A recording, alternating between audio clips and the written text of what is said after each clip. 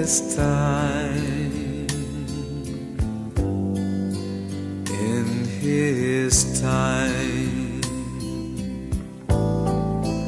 he makes all things beautiful. Dzina la Tate ndi la Mwana ndi la Mzimu Woyera. Amen. Ndikulandireni pano pa Tiyankhule na Ambuye. Lero ndi lolemba pa 22 Novemba chaka cha 2021. Talowa mulungu weniweni wotsiriza wa pachaka, chifukwa loweruka likubwera madzulo tidzakhala tikuyamba chaka chatsopano cha mpingo. Lero mu mpingo wathu tikukondwerera moyo wa Sisiriya Woyera, amene anapanga promise, analonjeza kuti adzasunga thupi lake lonse, adzasunga uvirigo wake onse.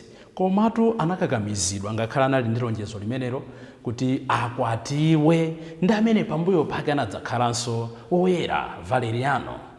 Sisiriya Woyera atalowa m'banja lokakamizidwa choncho, analonjeza kusunga lonjezo lake lonena kuti adzasunga virginity.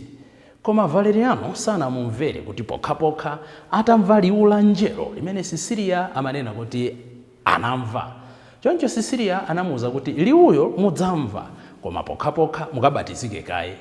Ukuti ndiye kunali kutembenuka mtima kwa Valeriano. Kudzisunga kwa Sisiriya kunathandiza Valeriano kuti ayambe kukhulupirira Mulungu. Iyeyu amakumbukidwa m'magawo atatu kuti ndi patron saint for modesty, patron saint for musician, and patron saint for blindness. Anthu onse amene amafuna kusunga thupi lawo mwaungwiro, onse oyimba, komanso onse amene ndithu ngosaona, timapempha uneneri wa Sisiriya Woyera. Mawu athu oyamba tsiku la lero akuchokera m'buku la mneneri Daniel, mutu wa 1 ndime ya 1 kulekeza 6, kudzawerenganso 8 kulekeza 20. Amene akutiwerengera mawu oyamba ndi bambo John Kingston kuchokera ku St. Magdalena Koche Parish, Mangochi Diocese. Ndipo mawu amuthenga wabwino ndi monga adalembera Luka Oyera, mutu wa 21 ndime ya 1 kulekeza 4. Tina abale ndi alongo tisinkhe limodzi. Mawu oyambirira. Mawu a buku la profeti Daniel. Daniel 1 kuyambira 1 mpaka na 6, kuyambaso 8 mpaka na 20. Chaka chachitatu cha mfumu Yoakimu, mfumu ya ku Yuda.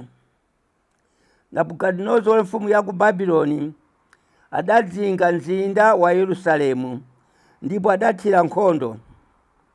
Ambuye adanthandiza kugonjetsa Yoakimu mfumu ya Yudayo ndikulanda ziwiya zina za nyumba ya Mulungu, ndipo adapita nazo ku nyumba ya milungu yake ku Babyloniko, naziyika zipinda mosungira chuma chake. Sono mfumu idalamula Asipenazi nduna yake yayikulu kuti akatenge akapolo ena chinyamata a Israeli ku banja la chifumu ndiponso banja la akuluakulu. Anyamata amenewa adayenera kukhala okongola, opanda chilema,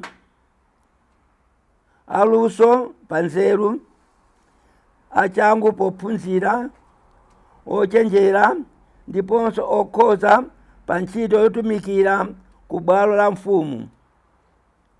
Adayenera kuwaphunzitsa kulemba ndi kuwerenga chilankhulo cha Chibabuloni. Mfumu idalamula kuti masiku onse aziwapatsa chakudya chimene mfumu inkadya ndi kumwa vinyo amene mfumu ankamwa. Idalamulanso kuti aziwaphunzitsa zaka zitatu, ndipo pakutha pa nthawi imeneyo azizatha kutumikira ku nyumba ya mfumu, mwa amene panali anyamata ena ndi aku Yuda. Mayina awo anali awa: Daniel, Hananiya, Miseri ndi Azariya. Koma Daniel adasimikiza mtima kuti sazazidetsa nacho chakudya chimene mfumu inkadya ndipo vinyo amene mfumu inkamwa. n'chifukwa chake adapempha nduna yayikulu kuti imuthandize pamenepo. Tsono Mulungu adafewetsa mtima ndunayo kuti nkomere mtima Danieli. Ndipo nduna ija idawuza Danieli kuti ndikuopa mbuye wanga mfumu walamula ndiye chakudya ndi chakumwa chimenechi, ndipo akakuona kuti ndiwe wowonda kusiya ndi anyamata au sinkhu wako adzandidula mutu. Nduna ija idayika kapita woti aziyang'anira Danieli, Hananiya, Mese ndi Azariya. Tsono Danieli adawuza kapitawe kuti mutiyeseko masiku 10 anyamata anufe, mutipase ndiwo za masamba kuti tidye ndipo madzi kuti tizimwa. Tsono muzayerekeze mmene ife tizaonekera ndi mmene azaonekera anyamata ena aja odya chakudya chimene amadya mfumu, ndiponso anyamata anufe muzachite nafe monga mmene muzaonere. Kapita uja adawamvera nawayesa masiku 10. Tsono masiku 10 atatha, Danieli ndi anzake adaoneka mphamvu ndiponso athanzi kupambana anyamata ena onse amene ankadya chakudya chochokera kwa mfumu. Motero kapitawo adachosa chakudya chawo pamodzi ndi vinyo amene ankamwa, ndipo adawapasa ndiwo za masamba achabe. Kunena za anyamata ena aja, Mulungu adawapasa nzeru zomvetsa mawu onse ambuku ndiponso maphunziro ozama. Danieli analinso ndi luso lotanthauzira zinthu zosaoneka anthu m'masomphenya ndiponso maloto. Tsono nthawi itakwana imene mfumu idayika kuti akalowetse anzeruwo, mfumu idalankhula nawo ndipo idaona kuti panalibe wina wolingana ndi Danieli, Hananiya, Mese ndi Azariya. Anyamatawo adayamba kutumikira ku nyumba ya mfumu. Nthawi zonse mfumu ikawafunsa zinthu zolirira nzeru ndi luntha, inkapeza kuti iwowo ndi opambana kwambiri amatsenga ndi owombeza mu ufumu wake wonse. Mawu a Ambuye. Tithokoze Mulungu. Ambuye akhale nanu. Mawu a Uthenga Wabwino monga adalembera Luka oyera. Ulemu kwa inu Ambuye. Mutu wa 21 ndi 1 kulekeza 4. Pa nthawi yomweyo Yesu atakweza maso adaona anthu olemera akuponya zopereka zawo m'bokosi la ndalama m'nyumba ya Mulungu. Adaonanso mayi wina wamasiye akuponyamo tindalama take tiwiri. Pamenepo Yesu adati, ndithu ndikunenetsa kuti mayi wamasiyeyu waponyamo koposa onsewa, chifukwa onsewa aponya zimene atapa pa zochuluka zimene ali nazo, koma mayiyu mwa umphawi wake waponyamo zonse zimene ali nazo, ngakhale zimene akanatha kugulira chakudya. Mthenga wa Ambuye. Ulemu kwa inu Ambuye Yesu Khristu. Abale ndi alongo, pamene tili mulungu otsiriza wa chaka cha chipembedzo mu mpingo wathu okoma mayi wathu eklesia, lero tingonena kuti mulungu osewu mawu yamba amene tikhale tikuona ndochokera m'buku la Daniel. Tikumbukire kuti Aisraeli ankadzimva, ankadziona, ndipo amayeneradi kupanga choncho. Anali mtundu osankhulidwa, anali anthu amene amayenda ndi chauta paliponse, amawateteza, amakhala nawo, komanso amafungatira.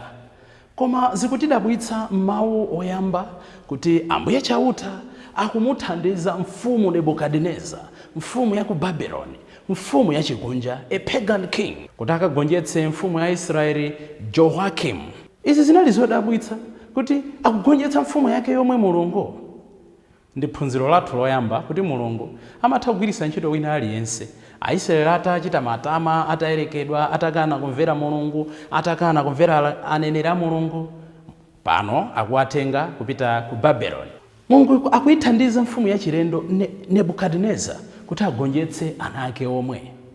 Mulungu atha kugwiritsa ntchito china chilichonse kuti chabwino pamapeto pake chibwerepo. Atha kugwiritsa ntchito ngozi kuti nditembenuke, atha kugwiritsa ntchito matenda kuti nditembenuke, atha kugwiritsa ntchito maluzi kuti nditembenuke. Tisamataye mtima kwambiri tikamadutsa mu nyengo zimene tikuona ngati Mulungu watitalikira. Komano nchifukwa chani Aisraeli akupita ku ukapolo ku Babeloni kumeneko? Chifukwa cha nkhalidwe lawo osamvera. Ndi phunzironso lathu lachiwiri lonena kuti every action in this life brings consequences, either good or bad. Chilichonse chimene ndimachita mmoyo uno chimakhala ndi zotsatira, zabwino kapena zoyipa. No wonder mu play yake makamaka scene 2 ya Julius Caesar, William Shakespeare ananena motsindika ndithu kuti the deeds that men do lives after them. Kenaka akutionetsa kuti chifukwa cha kusamvera Aisraeli kuwatengera ku ukapolo. It means every privilege, ubwino waliwonse umene tafikapo, zabwino zilizonse zimene talandira ndi udindo. Every privilege has a responsibility. Kandu bwana, kandu nsembe, kandu sisteri, kandu kholo, ndi udindo umene timenera tikhale accounted for. Ngati tikulephera kuonetsa ma accounts athu pamaso pa Mulungu, timalipira. Chachitatu nchakuti chifukwa choti Mulungu amatikonda, amatikonza, amatiunikira, sometimes with pain. Aisraeli chifukwa chowakonda ataona kuti wayesetsa njira zonse, afuna awakonze with pain, apite ku ukapolo, akagwire ntchito akalavula gaga, akaja kuapulidwe kumeneko, bombo magada kuti akanyapulidwe kumeneko, akuwakonza with pain.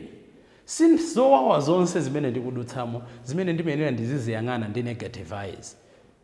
Sometimes monga nanena poyamba paja Mulungu amagwiritsa ntchito ululu kuti ndikonzeke. Ndipo phunziro lachinayi tsiku lathu la lero lonena kuti even in the darkest hour of our life we should remain trustful to God. Tizimkhulupirirabe Mulungu, ali ndi njira zake zimene ngakhale mkatikati mwa ululu amatha kubweretsamo zabwino. Tikuziona m'maoyamba kuti atagwira Aisraeli aja, Mulungu akumulamula Nebukadineza kuti ayuze nduna yake yayikulu ngati prime minister Ashpenazi kuti asankhe anyamata ena pakati pa Aisraeliwo amene akalandire sukulu yapamwamba, akaphunzitsidwe chiyankhulo chapamwamba, amene akapatsidwe zakudya zapamwamba, ndi cholinga chonena kuti patsogolo azikatumikira mfumu ku nyumba yake yachifumu. So ndi pamene timaona kuti mwaena mwa anyamata amene anawasankha kuti alandire sukulu yapamwamba, inde ali mu ukapolo, koma akusankhidwa kuti akalandire sukulu yapamwamba, akaphunzire chiyankhulo chapamwamba, akalandire sukulu yachikunja, koma imene Mulungu kuona kwake inali njira yodzatetezera Aisraeli. Anasankhula anyamata atatu, Daniel, komanso Hananiya, komanso Mishael, komanso Azariah, amene anasintha mayina, Daniel kukhala Belshaza, ndipo Hananiya kukhala Shadrach, naye Mishael kukhala Michael, naye Azariya kukhala Abednego. Mulungu akulola zonsezo. Aisraeli ambiri m'maso mwawo akungoona kuti akuvutika, koma Mulungu akugwiritsa ntchito mfumu yachikunja yomweyo kuti aphunzitse ena mwa iwo, ndi cholinga choti pamawa adzaombole mtundu wawo omwe. Njira za Mulungu ndi zodabwitsa. Even in the darkest hour tikhulupirirebe Mulungu ali ndi njira zake zotombolera. Moto ndi mmene anyamata akuluakulu a Israeli anapezekera nyumba yachifumu mpaka pamene anadzakumana ndi mfumu ina yachilendo Cyrus, imene inathandizira kuti Aisraeli abwerere kwawo ukapolo watha. Popitiriza maphunziro tikuphunzira chani? Chinthu china chofunikira nchonena kuti learn to set standards even amidst persecutions. Tiphunzire kukhala ndi mulingo wa zochitira zathu, tiphunzire kudzipangira zinthu zapamwamba, tiphunzire kusalolera zinthu zachibwana ngakhale pamene tili m'mavuto. Tamva m'maoyambaja Shadrach, Meshach na Abednego, even kukapolo kuja nawo zoti aziwapatsa zakudya zakumeneko, azapatsa wine wakumeneko, iwo anakana kuti ya zakudya zakuno sitidya, zakumwa zakuno sitimwa, ifeyo muzingotipatsa masamba. akuti chodabwitsa nchonena kuti anali kunenepa, anali kukulupala kusiyananso ndi anyamata onse a dziko la Babylon. Learn to set standards. Ngakhale pamene tili pa chipwirikiti tikanakhala ena tikanangoti zagwa zatha sauti tizimwaka chasu kuno tena eni ayi ena timalowa m'mavuto chifukwa zochepa zimene tikudutsamo. Ine pano ndizingomwamo, ine pano ndizingosuta chamba, ine pano ndizingopanga zakuti chifukwa kuti ndidutsa m'mavuto. Set standards. Ndangati akunena kuti ine namba hule chifukwa chonena kuti timafuna ndizipeza ndalama yazosowa zanga. Set standards. Chachisanu nchonena kuti we should learn to use worldly opportunities even as evil as they may appear for the sake of the gospel, for the sake of the church, for the sake of the common good. Anyamata awa anatenga maphunziro achikunja kuwaphunzira bwino kuti athandize kudzapulumutsa mtundu wawo. Akugwiritsa ntchito sukulu yokhala ngati yolakwika, sukulu yachikunja ya ku Babyloni, koma sakuyiwala kumene akuchokera, sakuyiwala abale awo kuti ife tili pabwino, ife tikuphunzira ndi cholinga choti adzatike ku palace.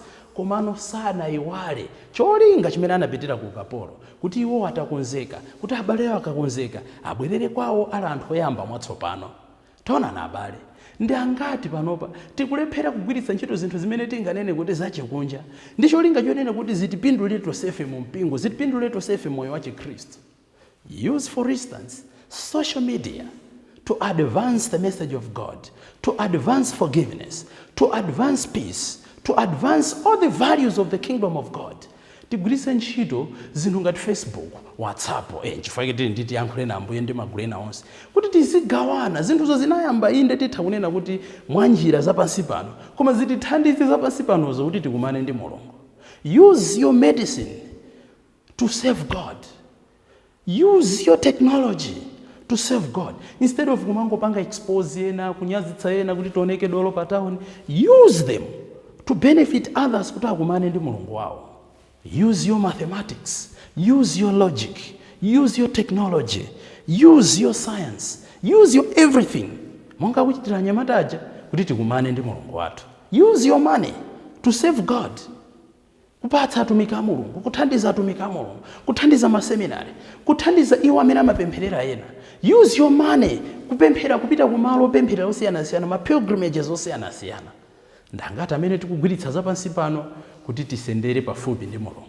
Pamene tikupanga choncho tikugwiritsa ntchito zinthu zimene zikuoneka ngati zachikunja, let's give ourselves entirely. Izi ndi zimene tamva mu uthenga wabwino. Tidzipereke ndi mtima wonse monga mayi uja, titumikire ndi mtima wonse monga mayi uja. Anazikhuthula, anapereka tindalama take tiwiri timene akanatha kugulira chakudya. Ambuyesu sakunyazitsa amene apereka zambiri, koma afuna ationetse ubwino odzikhuthula monga anachitira mayi uja. Kodi pamene tikutumikirana wina ndi zake, pamene tikudutsa m'mavuto athu osiyanasiyana, timankumbukira kumtumikira Mulungu ndi mtima wonse. Tipemphe uneneri wa Sisiriya woyera utithandize poyamba kusunga ma values, kachiwiri kutumikira Mulungu ndi mtima wonse, kachitatu kuzindikira kuti Mulungu atha kugwiritsa ntchito njira zimene zikuoneka ngati zowawa ndi cholinga choti tipezepo zabwino. Banja lowawa, unsembe umene kuoneka ngati tikuzuzana, kaya china chilichonse chimene chikuoneka ngati sitili pabwino, Mulungu atha kugwiritsa ntchito zimenezo kuti tiyambe mwatsopano, kuti tikhale naye pafupi. Sisiriya woyera mutipempherere ife. Dzina la Atate ndi la Mwana ndi la Mzimu woyera. Amen. My life to you I bring. May each song I have to sing be to you